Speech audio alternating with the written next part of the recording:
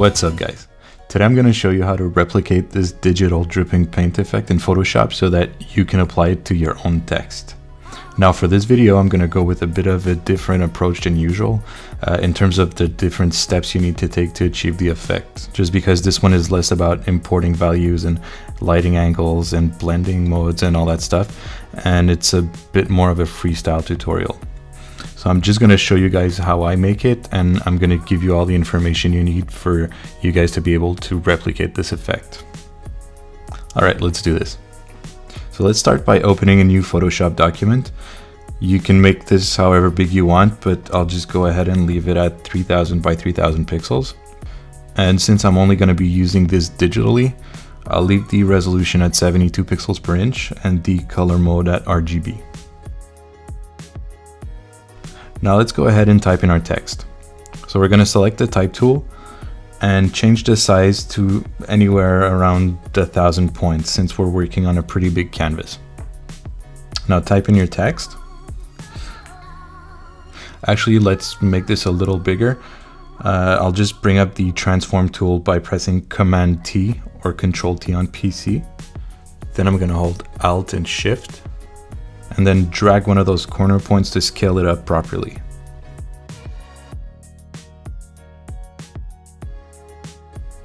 Now I'll just be showing you how to create this effect on a single letter just so you guys can understand how to do it, and from there you can basically just repeat the process for every letter in the word you want to type. So I'll be using a B for this example since it has a straight line and some curves, so that way I can cover both.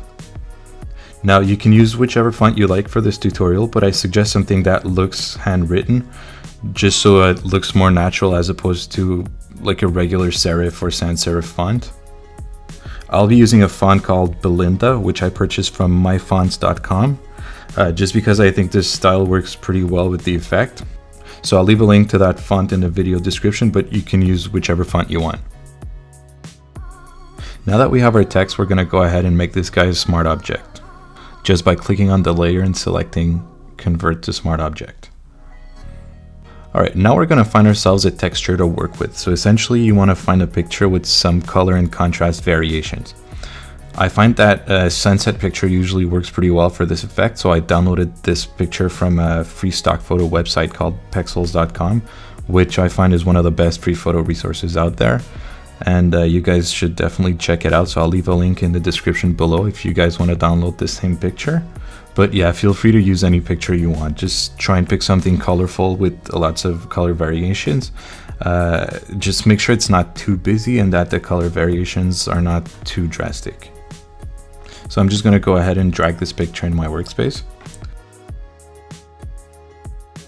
Now I'm going to create a mask around the picture to give it the shape of the letter.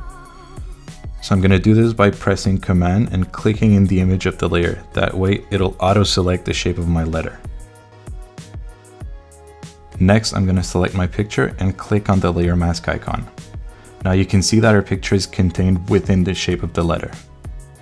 Now let's just click on this little eye icon to hide this layer, which we won't be needing from this point on, but we'll just keep it in case we want to go back to it in the future. Then let's go right here and click on this little chain link icon. That way we'll be able to move the picture around without distorting the shape of the letter. As you can see, we're now free to move the picture within the shape of the letter.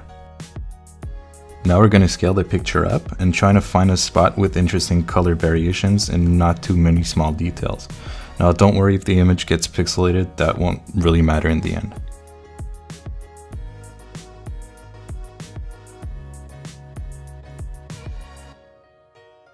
Alright, that's not too bad. We have a bit of orange at the bottom and then all these shades of pink and purple. That should look pretty nice.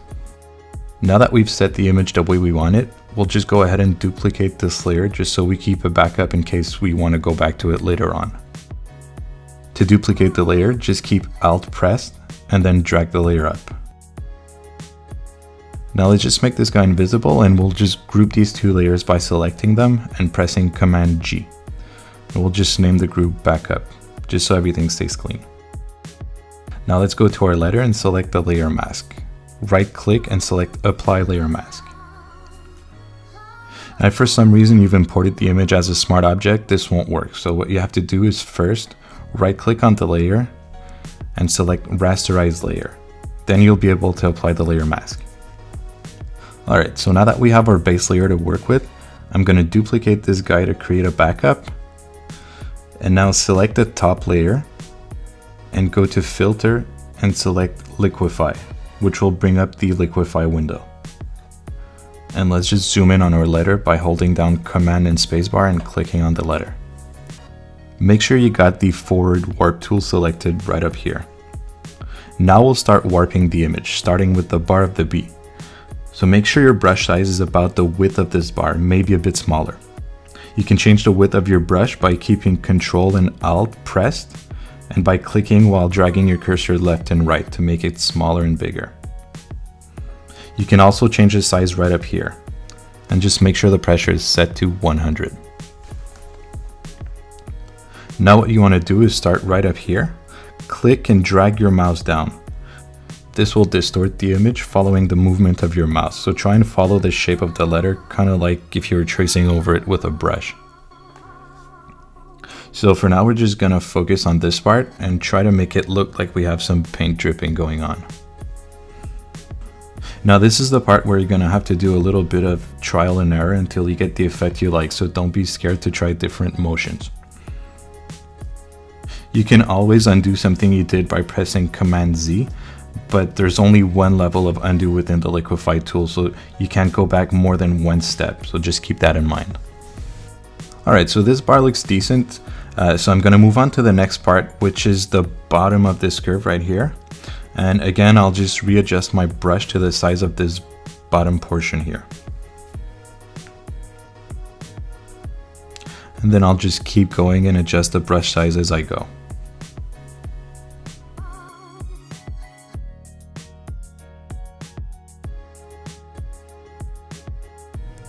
And again, keep in mind this is not an exact science, so there's definitely going to be some trial and error going on.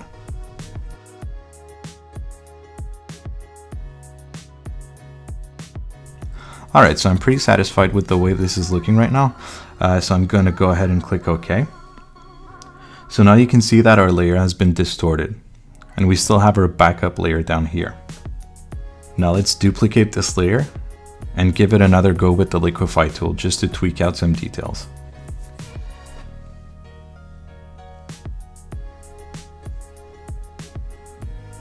Now I feel like it would be cool if this center part right here would go through all the way across like this.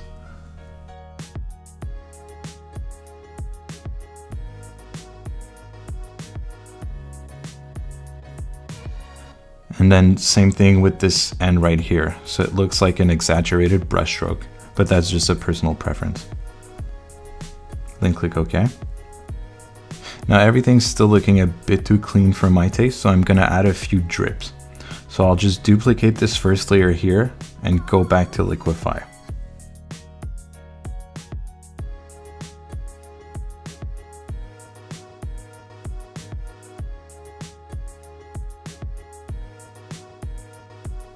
And I'll just add a few drips here and there, but not too many because it's easy to get kind of carried away and overdo it.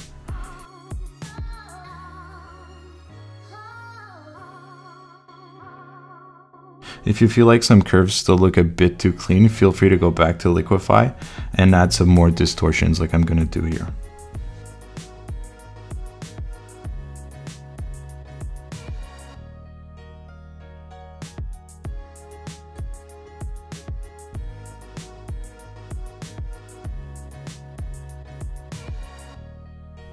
Now these drips look a bit unnatural, so I'm just going to go ahead and erase part of this layer by adding a layer mask. Now you want to make sure that your foreground color is set to black and that you have your layer mask selected. Then go ahead and erase the part you want.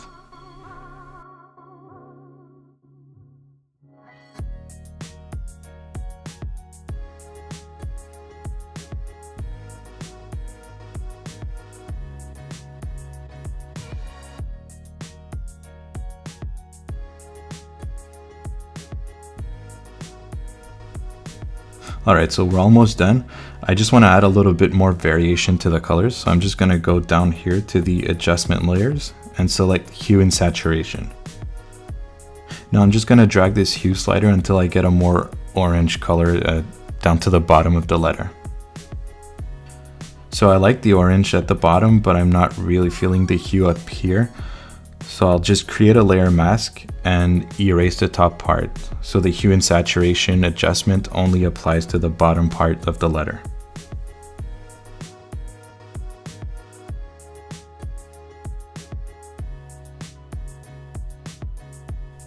Now to finish off, if you want to make everything pop a little bit more, go ahead and create another hue and saturation layer, and then bring that saturation up a little bit. Just don't overdo it because it can look pretty bad. And that's it, guys. So I really hope you enjoyed this one and that you'll be using this effect for your own project. If you do, make sure to tag me on Instagram because I really want to see what you guys come up with. All right, guys, thank you so much for watching. I'll catch you in the next one.